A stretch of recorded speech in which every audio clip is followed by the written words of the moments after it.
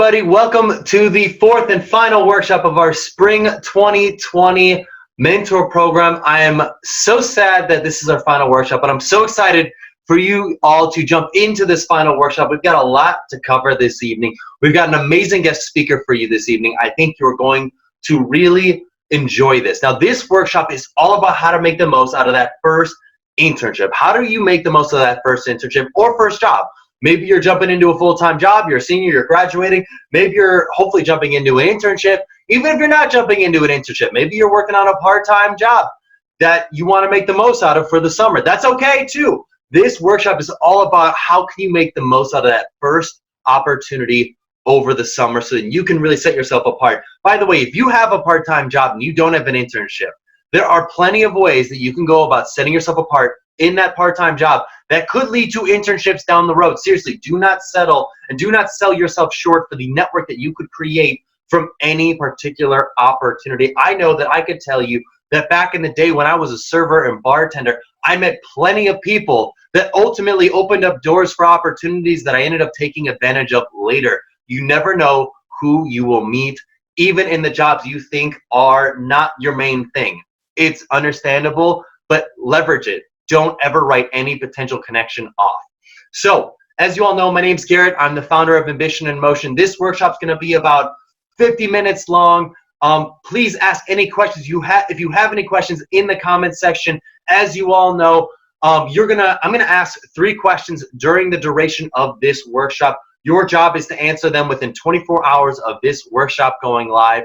I don't necessarily know exactly what the questions are going to be. I always prompt them based on our guest speaker. Sometimes I'll slip in an intro question during this segment here. It just depends how I'm feeling for the day.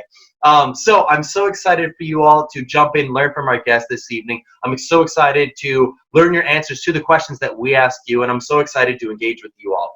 Now, I really want to set the expectations. As you all know, you're not going to get an internship handed to you on a silver platter. That's just not how this program works. Now, by the way, have students landed opportunities at Google, major investment banks, major engineering firms, major marketing firms? Absolutely, happens all the time. But have they done that as a result of meeting with their mentor, taking advantage of the things that they've learned through this program? Yeah, absolutely. But if you think this is going to get handed to you on a silver platter, I think you already know by now that's just not how this program works. You have to work for the things that you get. Now, this platform can be a springboard for you to get to where you want to be. Leverage this as an opportunity to really launch your early career path. Absolutely, yes, this is something that can really do make a huge impact on you getting to where you want to be. But this is not a handout. This is not something that is just given to you. And especially in this time period that we're living in with the crazy coronavirus going on and all these other things going on where work is potentially unsure of, this program could be critical to you really setting yourself apart compared to your peers. Take advantage of it. I really think that you're going to enjoy what we have to say in this workshop this evening. Now, I really want to talk about the intentionality of feelings, because here's the thing. At the end of the day, how you make someone feel in a given moment is going to really impact how they feel about you down the line. So I want you to just take a quick moment on a piece of paper or on your phone. I want you to identify, how do you want other people to feel about you? So when you're going into that first job, that first internship, that first part-time job, how do you want your boss? How do you want your colleagues? How do you want your peers? How do you want other people to feel about you? Write it in the comment section. Write it down on a piece of paper. I want to know, how do you want other people to feel about you? Because that intentionality is so key. It is so key, because here's the thing. If you don't write this down, if you don't set out an intention for how you want other people to feel about you, they are going to perceive you in any which way that you may feel on that given day. And that could be a good thing, it could be a bad thing. If you're having an off day and you're thinking to yourself like, oh man, like, I'm having a rough day, you can let that spew onto other people. It happens all the time. And people come up with excuses for it. You might say, hey, my dog died earlier today, or I just found out my grandma's got cancer, having a rough day. And don't get me wrong, there's not an excuse for having a rough day. But you've got to be able to realize that as a professional, you've got to put on multiple different hats to get yourself in the zone to make the most out of it. So no matter what's going on with your world, You can't let your personal world affect your business world. And if you do, it's going to potentially negatively impact the way that other people feel about you. But if you set an intention right now about how you want other people to feel about you, you're going to put yourself in a much better situation. If you think to yourself, I want people to think about me as dependable and reliable and someone that's always upbeat, confident, and excited when it comes to work. It doesn't matter what's going on with your outside world. Even if the worst thing could have possibly happened in your outside personal world, if you set yourself an intention right now that that's how you want other people to feel about you, when you come into work, you're going to straighten yourself up because you've already identified, I don't want people to feel sad, bad, or like that I'm a charity case because I've got other things going on in my outside world. You want other people to feel like you are a rock, that you are someone that they can go to, that you are someone that's always showing up professionally. Boom. You will get yourself into the mindset ready to be successful. Now that leads to the 3 keys that we cover in every workshop for success in this mentor program, which is strategy, story, and state. And as I just said, it doesn't matter what's going on in your outside world. It doesn't matter what the state of the world is. If you are a rock, if you are someone that physically comes into a state conducive for being successful every single time, you will be successful. I promise you that. So what I want to do right now is I want to get you into a state conducive for being successful. I want you to stand up. And I want you to shake it loose. I want you to shimmy it out. I want you to let it go. I want you to scream at the top of your lungs. On the count of 3, scream 1, 2, 3. Yeah! Just let it out. Let it loose. Let it go. You're getting yourself pumping. You're getting blood flowing to your brain. You're releasing endorphins. You're getting yourself ready to be successful. The reason why that is so key is because no matter what is going on in your world, you can drive your emotions with your motions. Your motions drive your emotions, meaning that if you get out, you move, you do a power pose, you get crazy, you can get yourself in a state conducive for other people wanting to be around you. You can get yourself feeling good, even if you don't want to feel good. Even if you think to yourself, I just want to remorse for a little bit. I just want to be sad for a little bit. You can be sad on your own time, but when it comes to work time, you step your game up. And the way that you step your game up is you get your emotions and you turn them into positive emotions. I can tell you that right now. Even when you don't want to feel on your best self, your emotions can get yourself into an emotional state conducive for being successful, even if it's only for a temporary period of time. I promise you, your emotions, getting moving, getting running, getting going, getting just shaken out, will get yourself successful. And that will be a huge catalyst for you being successful on the job, standing apart from other people. Because everyone else is going to wonder, like, man, how are you able to stay upbeat, positive, just like a go-to person every single time while other people are taking sick days or just having off days? And you can tell, everyone can tell. It's because you are making an intention to be that way before you come into work every single day. It's critical. Now, the next key is your story. What's the story you tell yourself? Now, that's a big point of the intentionality. What is the story you tell yourself for why you're going to be successful? If you tell yourself a negative story like, hey, you know what, I don't deserve to be here, I'm not qualified, I'm just honestly, I don't even know why I'm in the room. If that's a story you tell yourself, that is the outcome that will be perceived by other people. But if you tell yourself a story, man, I can do this, I can make an impact, I can learn from these people, I can engage, I can be the energetic person who does what it takes, works the hardest to get to where I need to be. If you come in with that mentality, you can be successful. Now, the last key is your strategy. What are you going to do to make sure that you set yourself apart from your peers? Now, there's a few things that we talk about with our guest speaker, but there's a few things that I would love to discuss with you right now. The first one is what is focal is causal. This is popularized by the work of Dr. Robert Cialdini.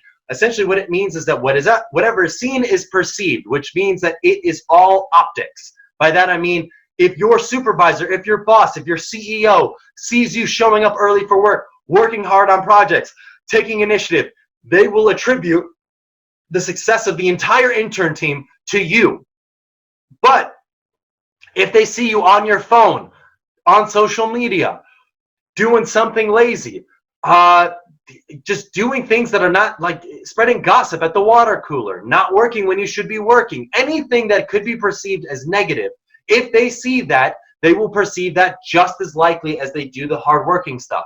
So it is really critical that whatever people see about you, whoever you want to make sure that you impress, that they see the type of person that you want to portray, and that they do not see the type of person you do not want to portray. You will think to yourself, man, I wonder how does XYZ person get promoted over another person. I can tell you how. It's that they are seen doing good work while the other people are not seen doing good work. Make sure that you're seen doing good work. In fact, what I always find the most interesting about this research of Dr. Robert Cialdini is its extrapolation to other areas of life. Specifically, as you know, I don't know if any of you all are holed up right now for coronavirus and sitting inside watching television, but what he's observed in his research is that when cameras, especially in police interrogations, are facing any particular person, whether that be the police officer or the suspect, when the camera is facing the person, one particular person, a jury is much more likely to attribute negative feelings towards that person if the camera is facing them. So if the camera is facing a suspect in an interrogation, the jury is much more likely to attribute guilt on the party of the suspect than they are to think that the cop is asking leading questions, trying to get an answer that may not actually exist. However, flip it around. When the camera is facing the police officer, not the suspect, the likelihood that the jury is going to think that the cop, the police officer, is asking leading questions, trying to get an answer that may not actually be essentially the guilt of the person who's under interrogation, it essentially increases substantially more. The point I'm trying to make is that when what people see is what they perceive. So at the end of the day, if God forbid you're ever in a police interrogation situation and you notice that the camera is rolling, at the best you want to make sure that the camera is side by side equally to you both, or not facing you and facing the police officer.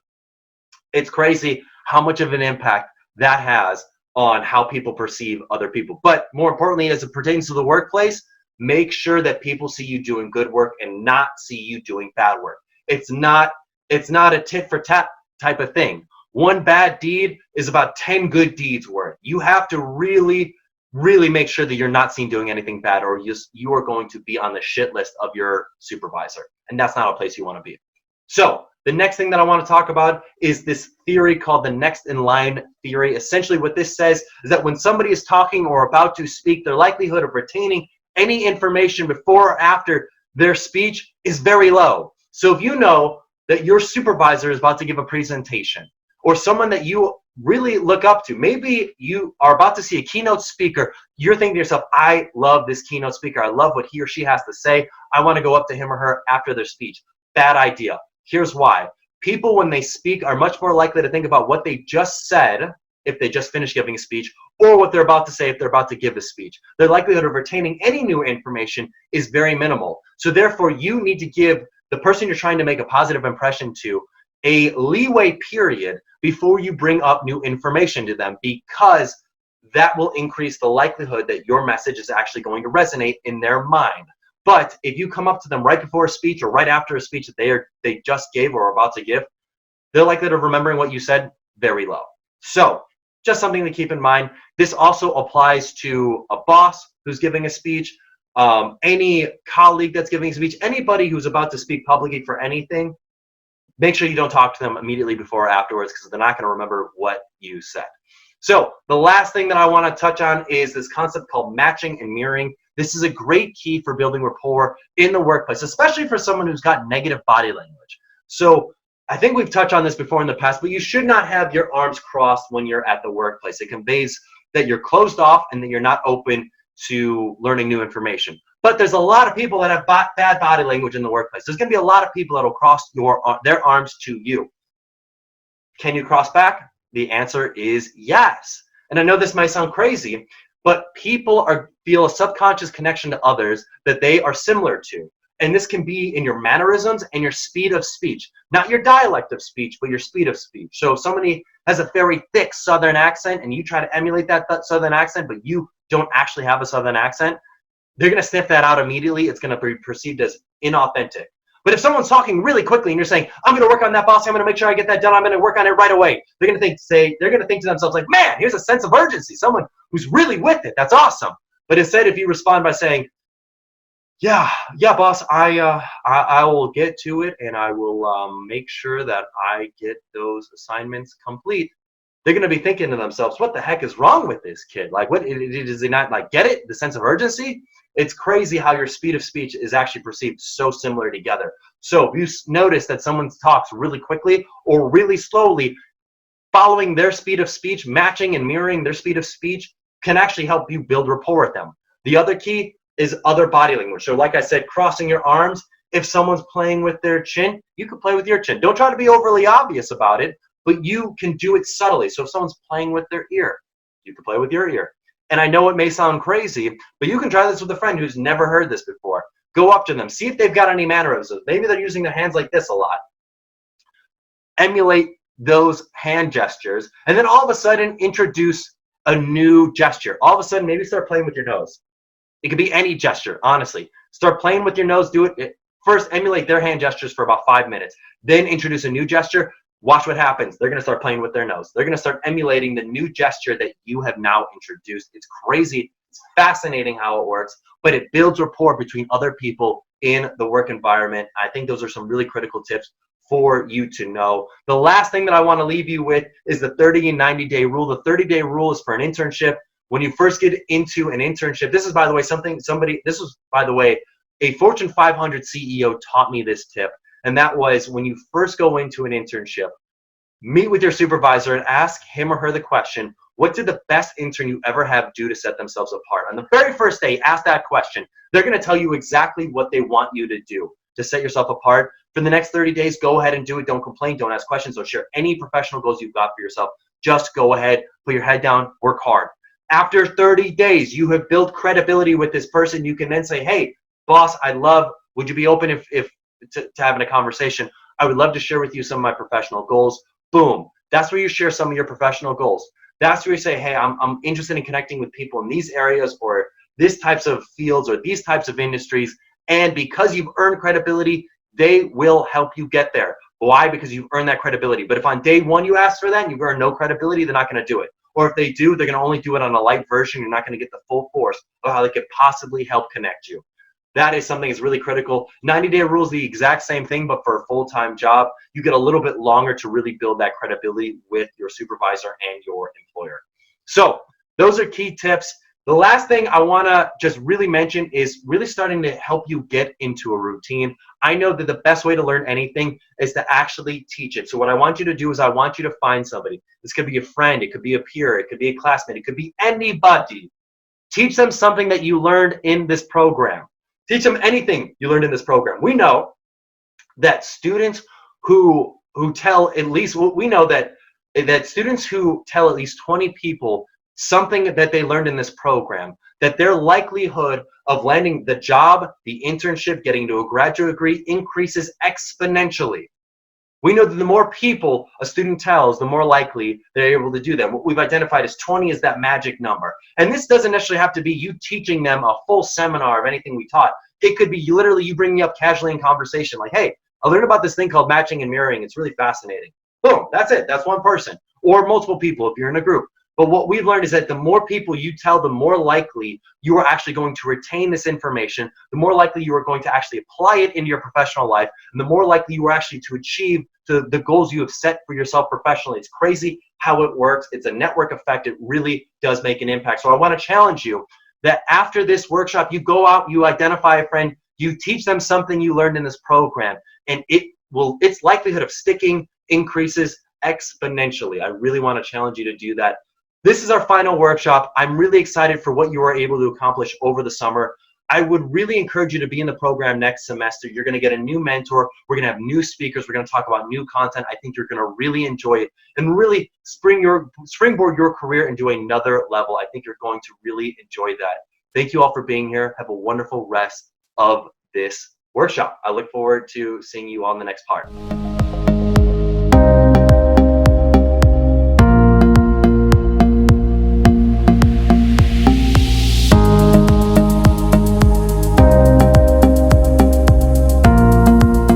So I'm so excited to transition into this next part of our workshop. We're bringing on an awesome guest speaker for our workshop on how to make the most of that first job or internship after college. Our guest is Ashley Fontaine. Ashley is awesome. She is a nonprofit guru. Ashley is the founder and chief officer of Awesome at Flux AF, where she does strategic consulting, executive coaching, and interim leadership for nonprofits in Flux. Sharing what she's learned in the nonprofit world and helping people shine as they pursue their careers is something, and not get burnt out, is her jam. She wants to eradicate the term, "We've always done it that way."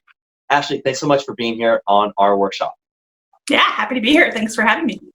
So Ashley, our topic for our workshop this evening is on how can we go about transitioning into our first internship or job, and really how can we make the most out of that. But I think before we dive into that, I'd love if you could share with our audience a little bit about yourself and kind of how you got to where you're at today in terms of your career trajectory and path. Yeah, I think I have kind of an interesting career trajectory a little bit.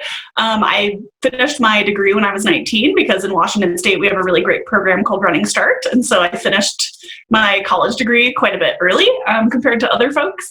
And after that, you know, being 19 and having my bachelor's degree, there was a lot of like, okay, but you still don't really know anything. And so trying to figure out what do I do next? How do I get enough experience to get my foot in the door in the kind of work that I want to do was kind of my next challenge. And I ended up doing 2 years of AmeriCorps Vista service and got tons of nonprofit experience that way. And when I finished my AmeriCorps years, I actually ended up going on to get my master's in social work. And after that, I've pretty much been working in nonprofits ever since. In my second year of my master's degree program, I took on an internship project with NAMI Chicago. That's the National Alliance on Mental Illness. And when I graduated, they asked me to stay on as a staff person and run the program that I had been an intern under. So I've had kind of an interesting beginnings, I guess, in how to get experience. After I was there for about 4 years total, I actually ended up applying for an executive director position at NAMI Seattle, so another city-based affiliate of the same national organization. And I became an executive director when I was 26 years old. So I was kind of really punching above my weight a little bit, probably, in terms of the experience that I had. And I was really grateful to have that opportunity relatively early in my career. And since then, I've kind of taken a winding path of figuring out what did I want to do after that. And the nice thing about social work as a profession and as a degree is that it's really flexible to, be able to pivot and make changes and adapt. That's really cool. So you were kind of, you may not admit this, but you were kind of a child prodigy. At 19 years old, you had your bachelor's degree. You were someone who was way ahead of the curve. From an academic perspective, but then you started jumping into the real professional career world. I would love to learn from your perspective. One, were there any surprises from you jumping from getting that degree at 19 years old to into that first job with AmeriCorps or into some of the nonprofit experiences you had with NAMI? Were there any surprises, or were there any things where your expectations didn't meet reality? And if so, what were they, and what were some of the lessons learned, so then you can help maybe share with some students how they can properly set their expectations for that first job or internship? Yeah, I think one of the most eye-opening things that I realized once I graduated and started near graduation, when I started looking for job opportunities, I got my bachelor's degree in psychology, and there was relatively little for that level of degree in human services to start with. And it's just not something I thought about while I was finishing my degree. At 19, you don't know what you don't know, and you're still learning stuff constantly. And so I think that was a really big surprise for me, is that I've always been a very academic, achievement-oriented person. And so when you kind of get to the end of okay, I have the degree, and then you're like, oh, this doesn't necessarily give me what I was looking for at the end, which is the type of job that I wanted to help people and be part of human services.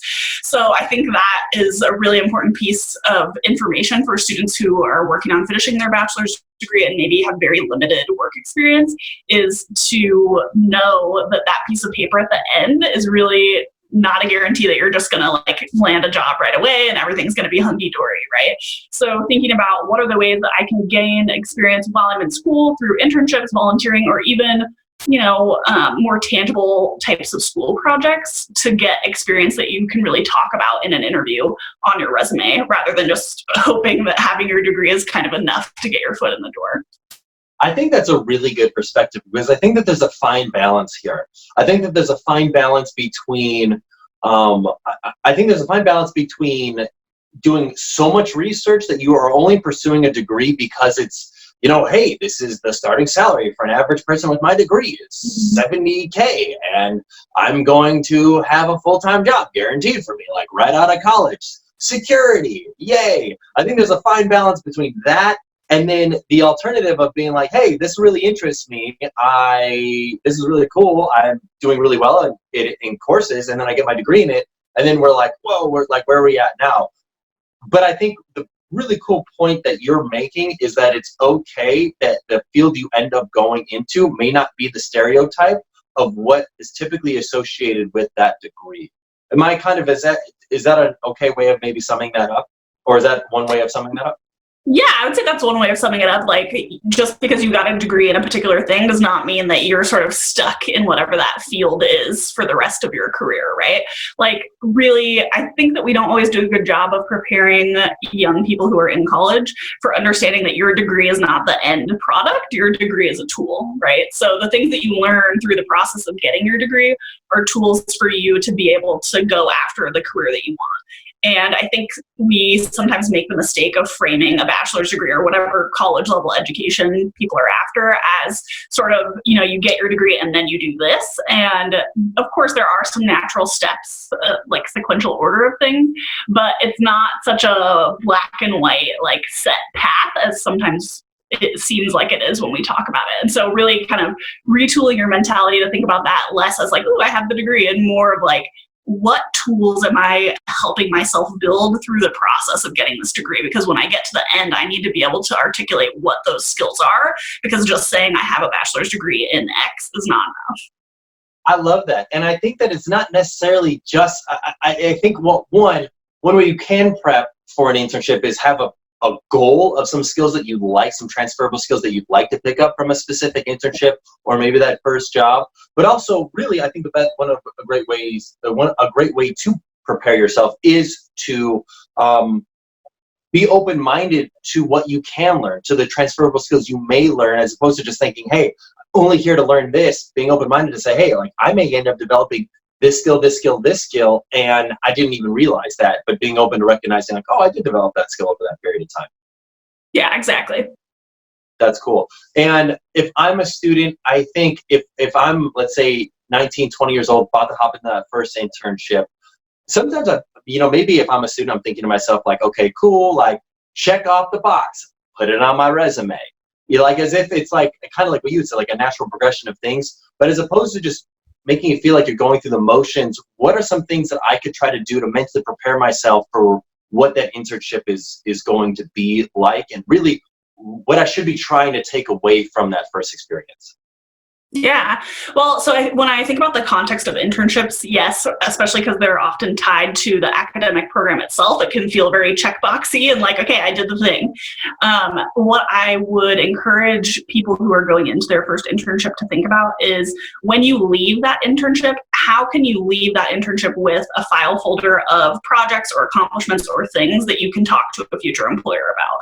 Like, yes, you want the checkbox of this thing as it relates to my degree, but you also want to think about the tool aspect, and moving forward, how would you communicate about the work that you did in that internship to a future employer?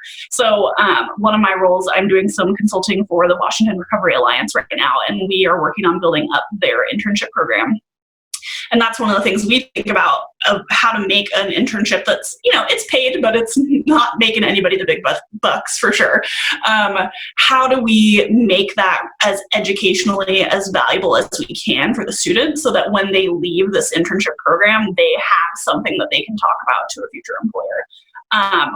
That could be a variety of things. And so thinking to yourself, as I'm going into this internship, how do I want to be able to write about this experience on my resume when I'm done is a good strategy for that, because you don't want to just say things, every job forever, we're all going to have to do kind of menial tasks that we're not necessarily super excited about, right? Like stuffing envelopes and doing flyers and things like that.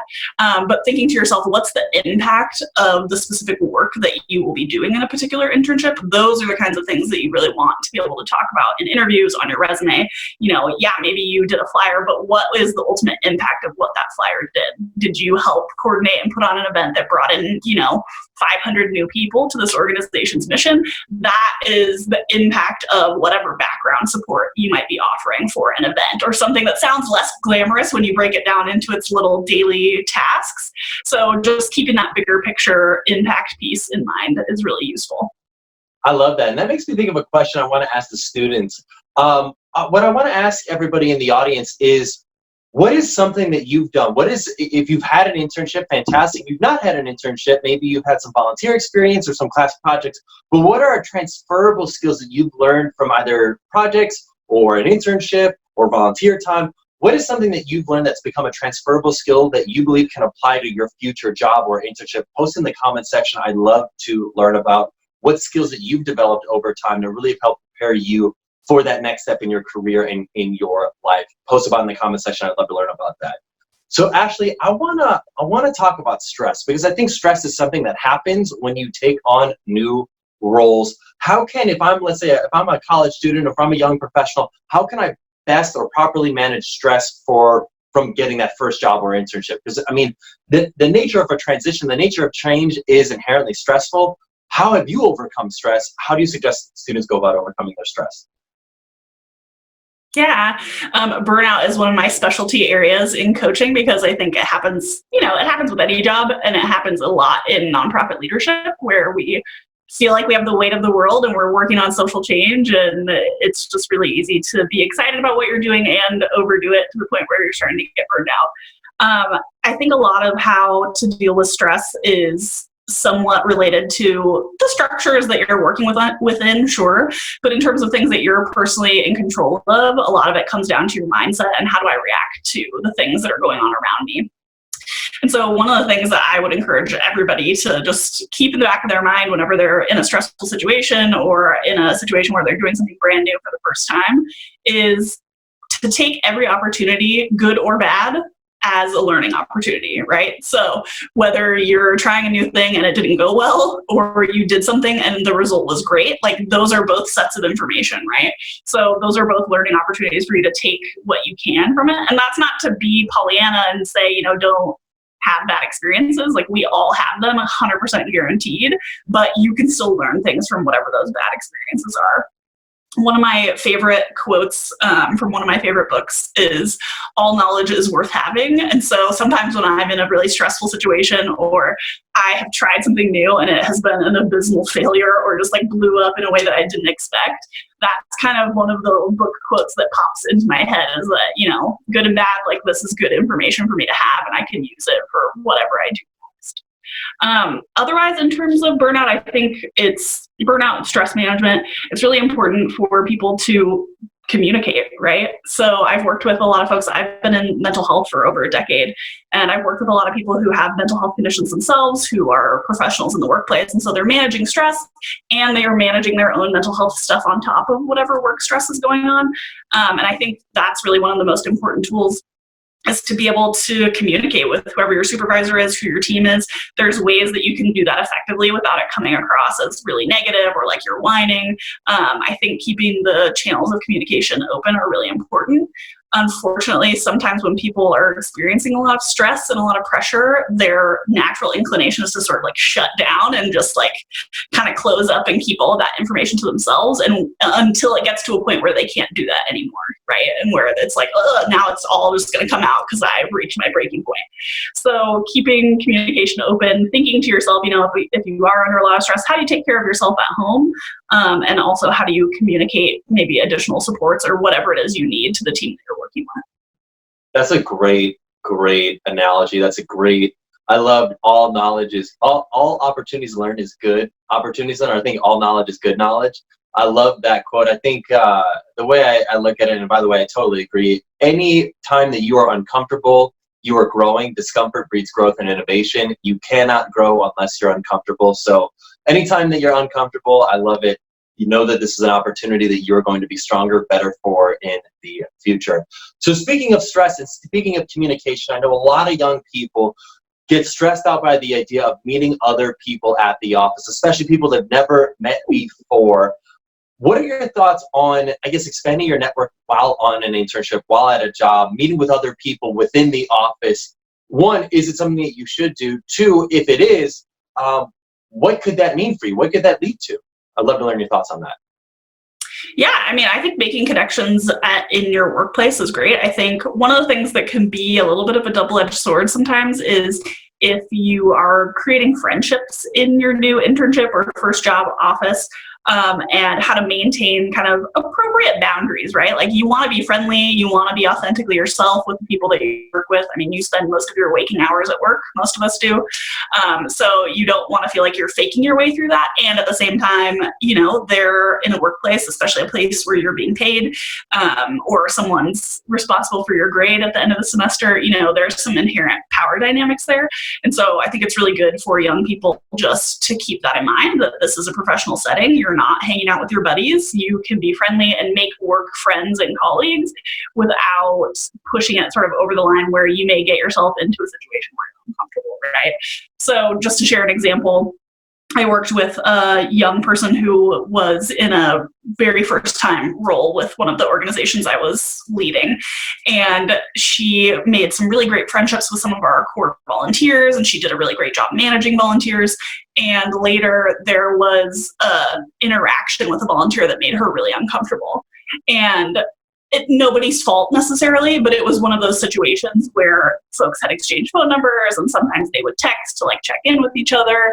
And it was a pretty casual approach, which works really well until it doesn't, right? And so, then there was a moment where, this like texting back and forth where I'm in a professional setting and I'm sort of managing this volunteer person. It just became kind of inappropriate and muddied waters, right? And so the clarity of roles can really help people navigate that in advance and hopefully not put themselves in a position where it's going to get kind of murky and unclear, and who knows what happens after that. Yeah, did that fully answer your question? Oh, I said, did that fully answer your question? It fully answered that question. I think that was a fantastic example. I think workplace relationships probably not a great idea if you can avoid them. I recognize, as you mentioned, you're going to spend the majority of your waking hours at work. If you're single and you might be looking for somebody, you're spending the majority of your time here.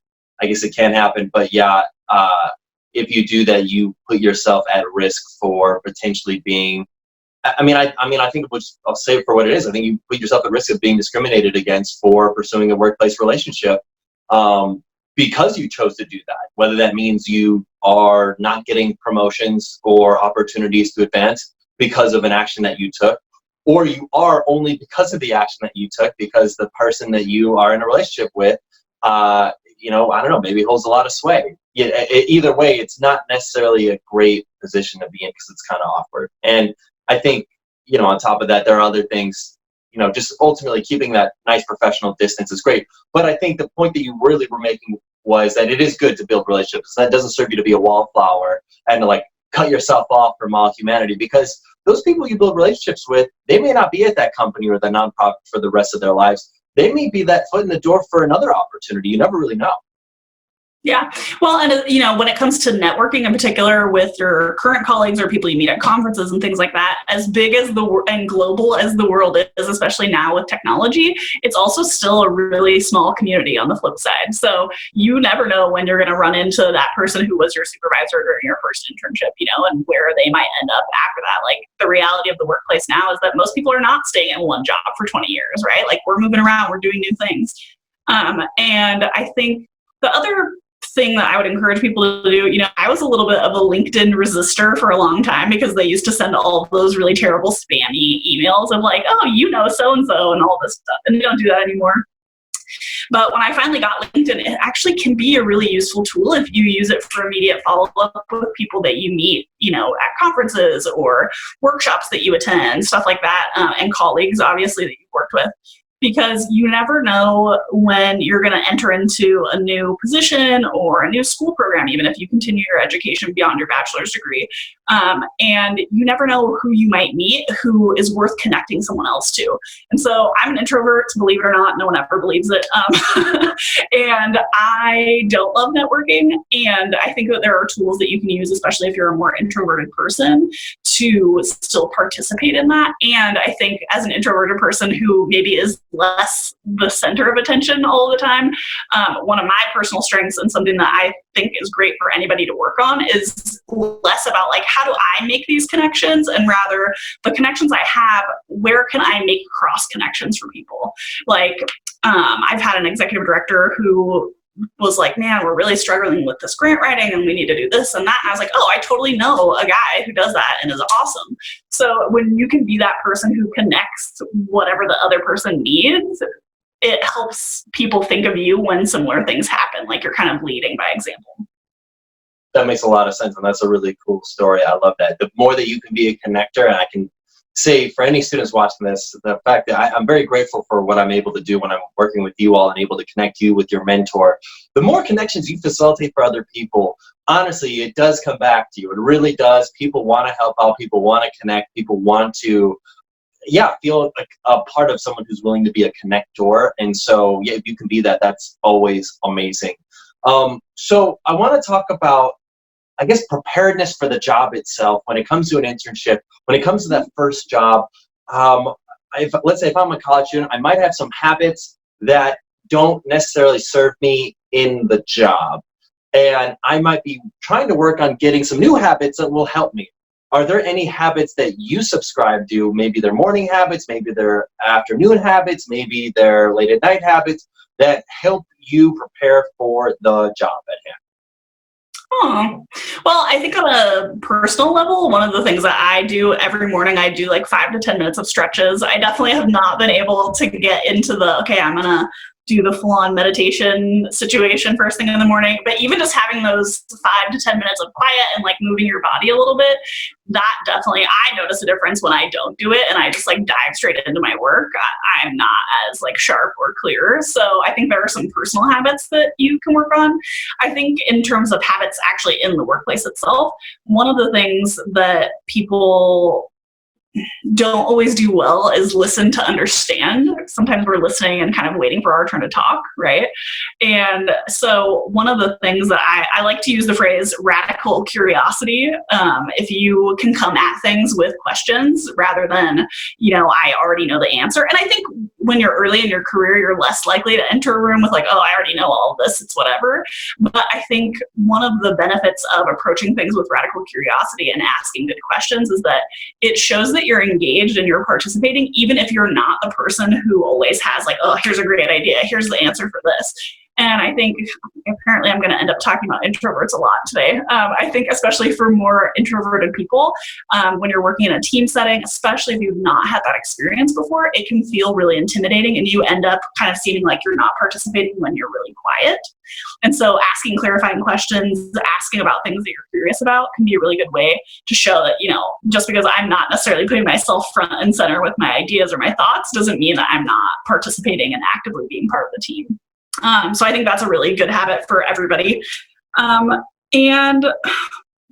think I want to jump in and just say that was a nugget of gold. If you were not paying attention, rewind 30 seconds. Radical curiosity. That is a nugget of gold, people. That was a nugget of gold. If you can implement that, that is amazing. Seriously, go for it. That is the thing. Sorry, continue on, Ashley. I wanted to acknowledge that because I don't want to let that go lightly. Yeah. Well, and asking clarifying questions is always a great place to be. One of the, I'll give another quick example.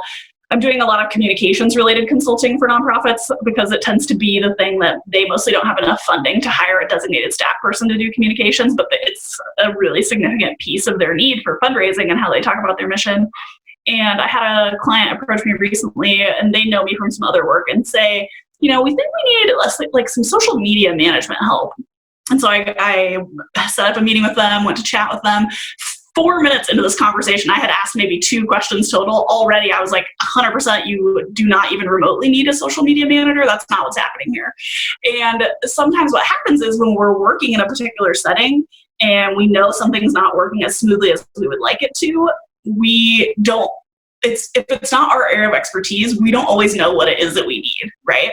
And so I think that that's one of the things that makes me particularly love and enjoy coaching and doing consulting work is that I get to come in and say, okay, I'm listening, here's what I'm hearing you say, and ask follow-up questions that help them get to their own clarity and answer about, oh, actually, social media manager was kind of like the low-hanging fruit, so to speak, and it's clear and most people know what that is and what that means. But actually what we need is help with how we talk about our mission and, revamping our personality a little bit because we're just totally flat on the internet right now. So being able to ask those questions is really its own skill set, and it can take a lot of practice to be able to do it well. But I think that's one of those things that people won't exactly know why it's so helpful to meet with you about things. And it's like being able to ask good questions is its own little superpower of sorts. No, I love that. That's really great advice. So I want to take a moment to ask the students, what are the routines, what are the habits that you either already subscribe to, that you already subscribe to, that just get you going for the day, or that you'd like to start, positive habits you'd like to start implementing in your life that you think you could try to do on a daily basis every single day? I know for me, I'm one of those crazy people. I used to not do anything, and then I just started adding more and more things to my morning routine. And I don't know, for me, it's like, by getting those things done, I get this weird feeling of accomplishment. Like I will do like a little mini exercise every single morning, like lifting weights and stuff like that. And then this is the crazy one. I'll do a cold shower every morning. And what it does is it's the craziest thing. It's like, it's not like, it is cold enough to give you goosebumps. You're like, oh, this is cold.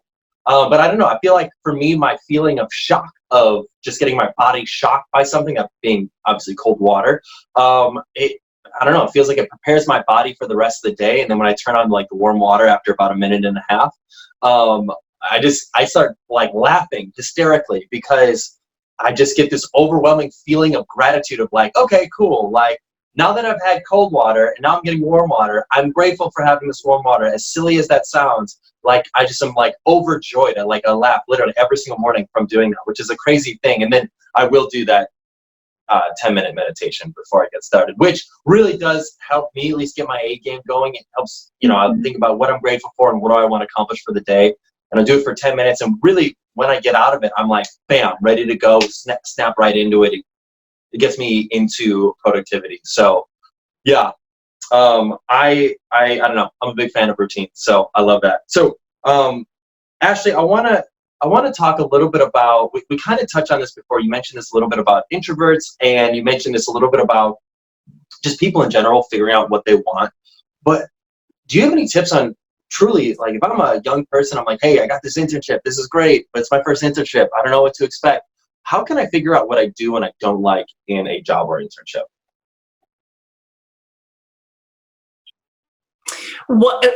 Figure out what they want to get out of it at the end? Or no, not only that, but just like, what do I like and what do I not like? I think a lot of times as 18-year-olds, we come to college and we choose a major because our school tells us we have to choose a major. And then we chose that major and we're like, cool, like we're fine in this class. I guess, this is where a stereotypical career goes from this major, but I don't really know if this is what I want to do.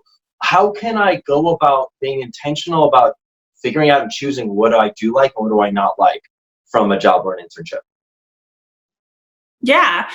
Well, I think one of the things to keep in mind with even just this question is that it changes over time, right? So even though, let's say you're 22 right now and you're just finishing your degree, you might have one concept of what you think you want to do when you graduate and you walk out the door with your degree, but then who knows? And maybe you're right for the first little bit, right? Like for the first 2 years while you're working in what you thought was your dream job, yay, you got it. Maybe at the end of those 2 years, you're kind of like, oh, I'm ready to try something new. I think I'm ready to move on and try this.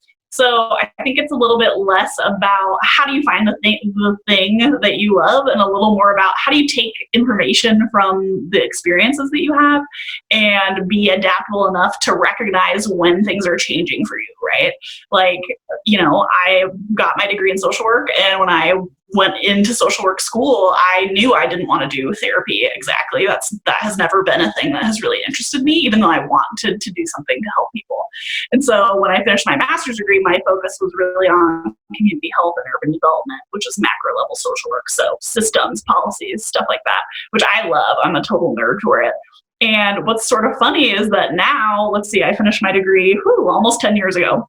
And now, last year I started doing executive coaching, which is hilariously very close to therapy in many ways, right? Like you're asking people questions, you're listening to what's going on for them, you're reflecting things back to them. And so I laugh about it because I'm like, how did I go from I don't ever want to listen to people's problems for an hour at a time to like 10 years later, I'm doing literally exactly that in a slightly different context. So just keeping in mind, and keeping in mind that, again, everything that you're learning and doing in internships, your first job, it's all part of the tools in your toolbox, right? And none of them are necessarily a fixed point in your journey. It doesn't mean that you're going to stay exactly where you are, or that you have to be in that particular career forever. It's just stuff that you can use to get where you want to go. In terms of and in terms of projects and like thinking about, well, how do I even know where I want to start if I have zero experience? I think that's kind of where you have to take the perspective of all knowledge is worth having, right? Because that's how you get a direction, is to get a little bit of information that helps you make decisions between the other opportunities that might come your way. Yeah, I love that. Just taking all the knowledge you can get, putting it together, and being open to your feelings. Recognizing like, hey, I don't actually like doing that. Like, if you're thinking about becoming a doctor and you get queasy around blood, like, don't tell yourself like, I'm not getting queasy around blood. Just be like, I'm getting queasy. This is not the right field for me. I got to do something else. And just be open about it. And and even in your example right there, right? Like, okay, so if you want to be a doctor but you're queasy around blood, you don't necessarily have to think of that as a binary, yes, I'll be a doctor, no, I won't be a doctor. Maybe it becomes, okay, maybe I should not be a surgeon because that involves a lot of blood. Maybe what I would like to be is a dermatologist where my exposure to blood is probably very low. Like, keeping your mind open to other ways of thinking about things and other solutions. One of the things that I always talk to people who are burned out about is getting stuck in binary thinking. It is a symptom that I saw in myself and that I see in other executive directors who are really burned out in their job, where you kind of lose your ability to think about other options, and you get stuck in this like yes, no, binary, black and white space, which is just that's not how the world works, right? And so anytime you're thinking of an option as either or, it's sort of like you're pointing a laser pointer on something, and really what you need is a floodlight, right? So if you're ever thinking, oh, I'm going to either do this or that, it's a good time to think, okay, what opportunities have I not put out here or considered? That's a great perspective. I love that. It's not a laser pointer, it's a floodlight. Take in everything that can possibly come your way. I think that's a really great perspective. So I want to learn, Ashley, what motivates you to learn more about your field and about things that you're interested in? Oh, such a good question. I always feel like this is a little bit of a trick question because personally, it's part of my personality. I intrinsically just really enjoy learning. But I think you read a little snippet of it in my bio, which is I really love being able to share things that I learned with other people. So for me, I think that's one of the reasons that I ended up getting into executive coaching, specifically for people who are burned out, right? Because I had exactly that experience. And so I know what it feels like to be in those particular shoes. And I know the things that I thought about and did to be able to step away from that and kind of recover my own health before I went back into, nonprofit consulting and kind of started my own thing. So for me, it's really motivating to take experiences that I've had and be able to sort of repackage them and articulate them to people who are having similar experiences and help them either get out of a place where they feel stuck or take skills and tools and be able to go in the direction that they want to go. Like, helping people have enough skills to go kick ass at whatever they want to do is literally my favorite thing in the world. Yeah, it's empowering people. It's helping them pursue the thing that makes them feel confident and go after what they love to do. And that's an amazing thing. That's really cool. So that's awesome. I think a lot of people strive for those outcomes, even if it's a secondary or tertiary outcome from the actual work that they're doing. When you can empower someone else, I know that's where I get the greatest joy in life, is from not necessarily me experience something, but taking an experience that I've learned and helping someone else do it for themselves. It feels really cool to see and to experience that. So yeah, I totally can relate to that. That makes a lot of sense. So I want to just jump back onto our topic, that being, how can we prepare for that first job or internship? The question I have is it important to make a positive impression on my supervisor, on my boss? Is it important to make a positive impression on the higher ups in my company? Yeah, I think those are the people who either sign off on your grade or sign off on your paycheck, depending on if this is a job or an internship. I don't know that I necessarily resonate with the concept of making a good impression on. That's more of a first time thing, right? Like when you're going in for an interview, you want to make a good impression. I think long term, once you have secured the internship or your first job, it's a little bit less about making a good impression because that feels temporary, and more about how do I do well in this role? How do I really serve the mission of whatever company or nonprofit you're in? I think in my experience, some of the best interns that I have worked with are not necessarily people that have all the answers, but they are people who ask good questions and are open to feedback. And really are there to learn. Like they're people who are engaged and have a natural curiosity and interest in the stuff that we're doing.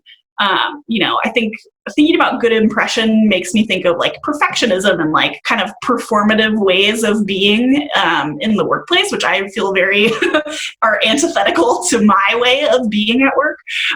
So I definitely think of it more in terms of the long-term relationship and how do you create authentic relationships with the people that you work with, whether that is your supervisor or your peers, whoever it is.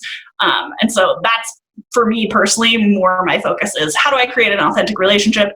How do I shine in the ways that most reflect my own personal values and the things that really I enjoy doing at work? Yeah, I agree with you mostly. I think the one area that I always like to harp in on is that I believe it's extremely important to make a positive impression on that supervisor. I subscribe to this book called Persuasion by Dr. Robert Cialdini, and one of the things he identified was this concept that what is focal is causal. And by that, I'm just, all he means is that what people see is what they perceive. It's all about the optics. So if someone sees you playing it on Facebook on your phone or on Instagram or playing a game on your phone, like they're going to perceive you negatively. But if they see you come in early and taking on extra tasks, even if the time when they don't see you, you're, dicking around on your phone or like doing whatever, and that tasks that are not necessarily productive, if they don't see you doing unproductive tasks and they only see you doing productive tasks, they're going to perceive you as a really productive employee. But if they only see you doing unproductive tasks and if you don't take any acknowledgement when you're doing things that are productive, it's not going to go well for you. So the whole concept is what people see is what they perceive. And so I think it's really important that when you're with a supervisor, they see you working really hard. And don't get me wrong, you're supposed to be working hard when they don't see you, but especially when they do, make sure that they acknowledge it or they see it. Yeah. Well, and you're 100% right that our perception is our reality, right? Like that's part of what I do is in communications, and messaging and like how you display things is so crucial to how people perceive it and absorb information. So yes, I think it is really important to make a positive impression in that regard. And, I would circle back to the relationship concept too, because everybody has off days, right? Like we've all had days where our dog died, or like we had the flu last week and we're still trying to feel better and catch up. And I think that quality relationships and authenticity will help you weather even the inevitable moments where maybe you're not able to put your best foot forward, right? So not to say you shouldn't be totally concerned with a good impression, and yes, perception is reality, and if you have a good relationship backing it up, even the few moments where maybe the perception is not 100% where you would like it, the quality relationship helps make sure that's not the only perception that sticks with them. I love that. That's a great add-on to that. That makes a lot of sense. So I wanted to ask you the question, speaking on this topic of communication with the supervisor or a boss at work, is it appropriate, is it okay to communicate my professional goals with my boss, with my supervisor? What are your thoughts on that? Oh, yeah, 100%. I think, this is where I will be this is Ashley's patented opinion. I think that if you're working in a place where if you share your future career goals and the things you're really interested in learning and, adding to your toolkit of things you know how to do, if you are in a place where that is not received well and is frowned upon, or that is not an invited conversation, that's probably not a place that I would stick around for very long. Do what you need to do there and get out ASAP. I think that people who are the best managers care fully about their team members, and that also means knowing and being aware that you're probably not going to work in this position forever, and that's okay. How do we make this a place that you want to work for as long as it is mutually beneficial for both the employer and the employee and or intern? And how do we make sure that you learn things from whatever it is you're doing there?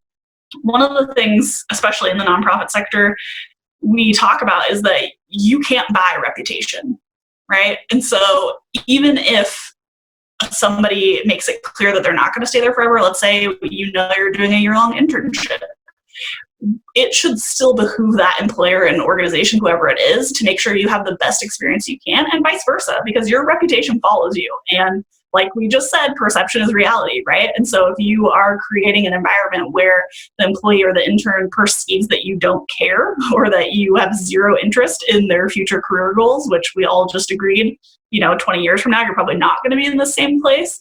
That's a ding on their reputation, in my opinion. I mean, we should care personally about the people that we work with, have good, strong boundaries, and, we all should be doing our part to help the people around us learn things that help them do better and kick ass. Yeah, I love that. And that kind of falls back into what you had said earlier about radical curiosity. If you're genuinely curious about other people's professional goals, and likewise they're curious into yours, they're going to want to put you in the best position to succeed. I'm a big subscriber to the 30-day rule for an internship. So in your first internship, this is something that a CEO of a Fortune 500 company taught me. He said, hey, for the first 30 days of an internship, on day one, go to your supervisor and say, hey, what did the best intern you ever had do to set themselves apart? Listen to what it is that they have determined to be the most important and crucial components to the internship role, and do that. Embody it every single day. Don't complain. Don't argue about it. Don't bemoan it. Just do it. Step up to the plate. Do it for 30 days. And then after 30 days, it's like you've earned the credibility to then share your professional goals. But if you come in on day one and you're like, hey, I don't see myself at this company in 2 years, and I would like to be at this type of role, that type of role, you're gonna be like, we haven't even started work yet. What's going on here? Like, what are you coming up to me for? And so I think the whole point is that try to earn that credibility before sharing those goals. Yeah. Well, and I think what I would add to that is there are different ways to communicate your goals, right? Like, it's a different conversation to come in and be like, hey, Garrett, I know that you literally just hired me last week, but a year from now, I want to be working at IBM. So if we could make some of these projects happen ASAP, that'd be great. Versus coming in and saying, hey, Garrett, I just started last week. One of the things I'm really interested in is learning how to run a hiring process. If that comes up anytime in the next 6 months, I would love to have an opportunity to be part of that and learn what I can, right? Like, those are two very different vibes for how to have that kind of conversation. So messaging and the way that you communicate things is really important.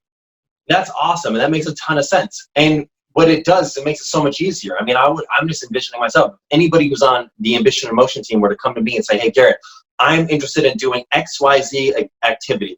If any chance over the course of, the next 3 months or 6 months or whatever, we have an opportunity to dive into that type of process. If you would not mind including me on it, I would love to be a part of that. I'd love to help. That's something that I'm very interested in learning more about. I'd be like, heck yeah, that's amazing. Of course. Yes, definitely. Let's try to make it happen. Because now it gives me clarity and insight as to what you want. But if I'm sitting here having to assume it, I'm going to just tell you to do the tasks that are most pressing because it's what's most pressing to me and what I think needs to get done. So I think you bring up a really great point. And so actually that makes me think of a question I want to ask the audience. Because we're all about to enter the summer. Hopefully you've got a summer internship. If not, hopefully you've got a volunteer, some form of job that you can pursue, some form of professional experience that you can pursue over the summer. What is it that you would love to learn more about? Post in the comments section. I'd love to learn about that, because I think if you could clarify that now, when you go into that first job or that first internship or that volunteer experience or that part-time job, you can really focus in on what you want to get out of that, and you can already have that ready to share with your supervisor. Yeah. One of the things that I would add, really, especially specific to people who are going into a first-time internship, those are far and away my favorite interns that I have worked with are people who come in. I don't need you to have a whole learning plan fully articulated, put people in and know roughly what is required in their learning plan, and have a couple of ideas in mind for ways to set the learning requirements is always tremendously helpful to me. The reality of working in nonprofits is that often they are really strapped for time and financial resources.